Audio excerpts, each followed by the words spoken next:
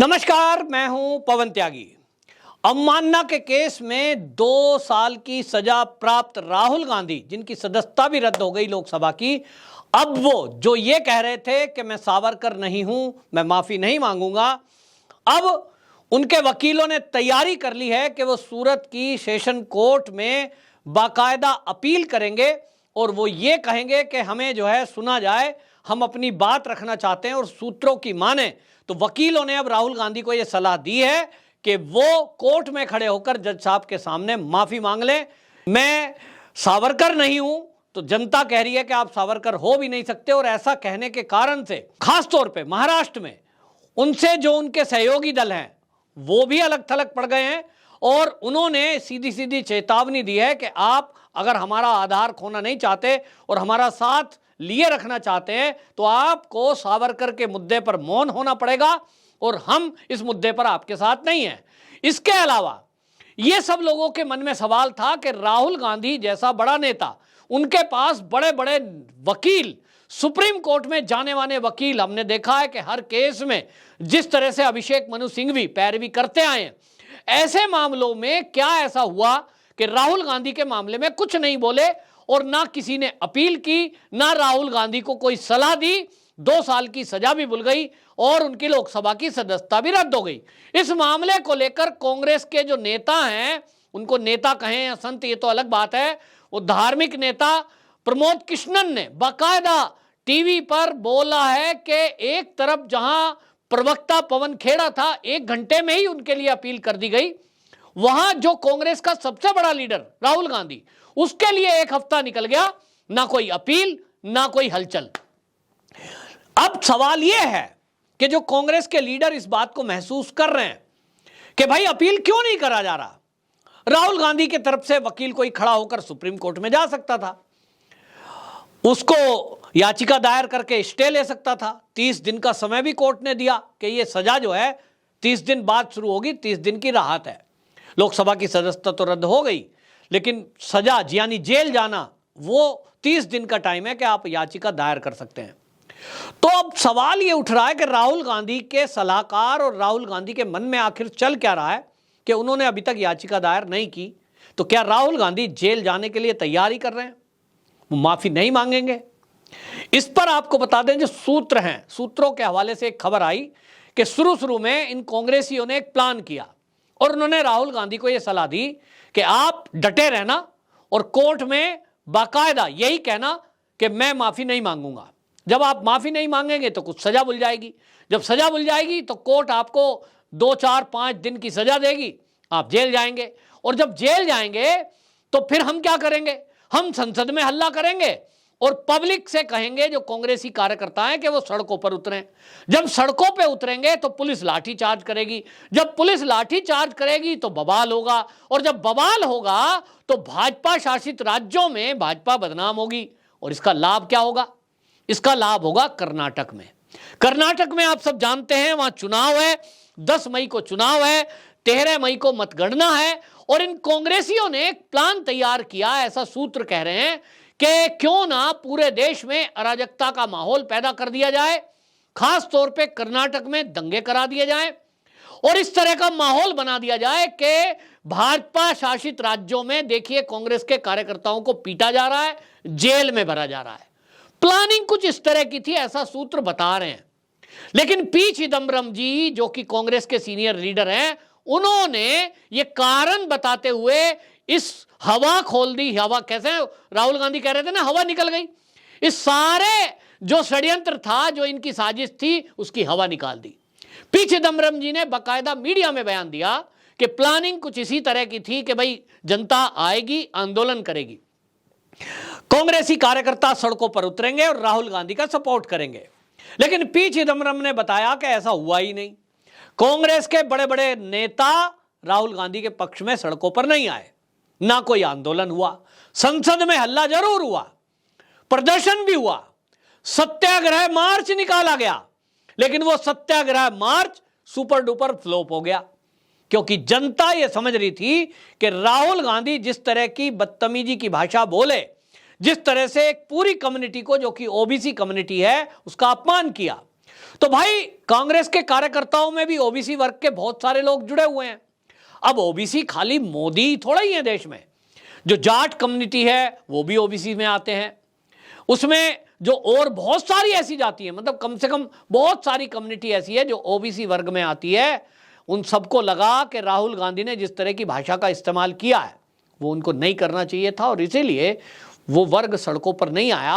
और राहुल गांधी वैसे भी फ्लॉप नेता है, तो उनके समर्थन में कोई नहीं आया। तो इनको लगा कि भाई हमने तो इसलिए करा था कि पहली बात तो इनको लग रहा था कि 2 साल की सजा होगी ही नहीं, 2-4 दिन की होगी, 2-4 दिन के लिए ये जेल चले जाएंगे, इतने में सारा ड्रामा हो जाएगा, आंदोलन हो जाएगा, और जनता के आंदोलन के बेस पे कर्नाटक में हम सरकार बना लेंगे।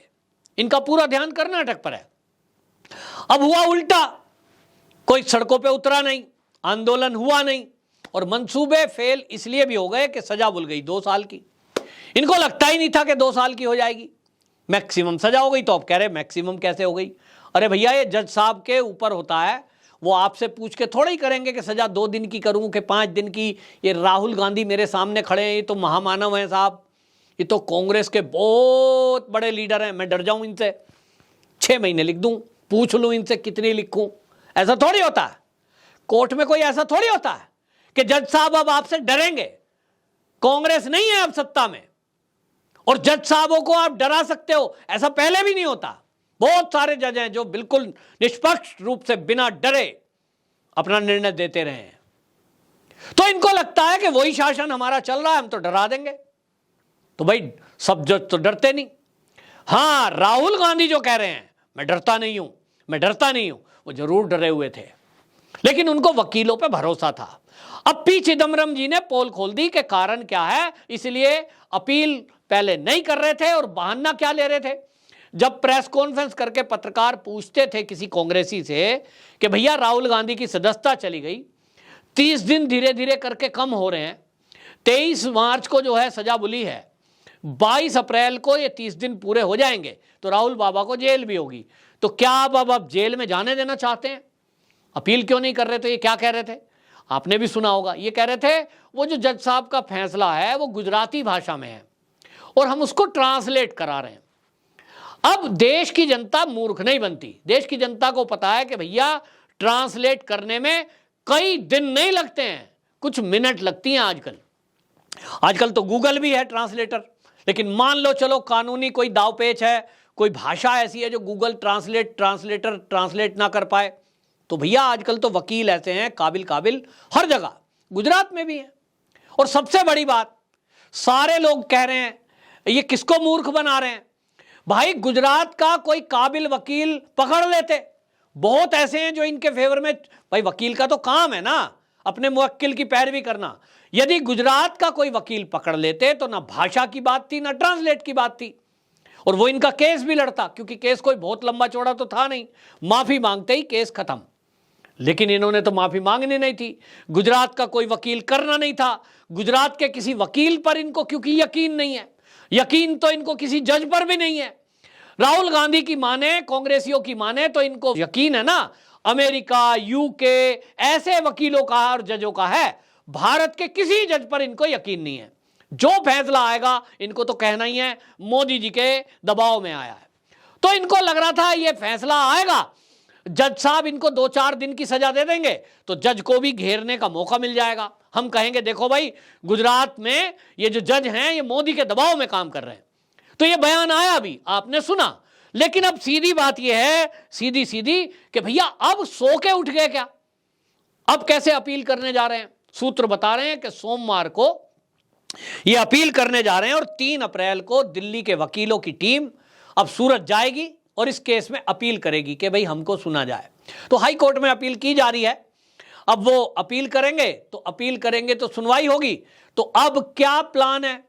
तो भैया राहुल गांधी का प्लान का तो खुलासा हो गया, पी चिदम्बरम जी ने खोल दिया कि आंदोलन सड़कों पे हुआ नहीं, इसलिए मामला फ्लॉप हो गया और इसीलिए अब यह तय हुआ कि भैया आंदोलन हो नहीं रहा, कर्नाटक में सरकार भी नहीं बन रही, ना कर्नाटक की जनता इनके फेवर में आ रही, और जेल जरूर जाना पड़ेगा, क्योंकि अब इनके ये जो सूरत कोर्ट का फैसला है, इसके अलावा अभी हो गया है पटना में, और पटना में जो बीजेपी के नेता हैं सुशील मोदी, उन्होंने भी एक एफआईआर कर दी।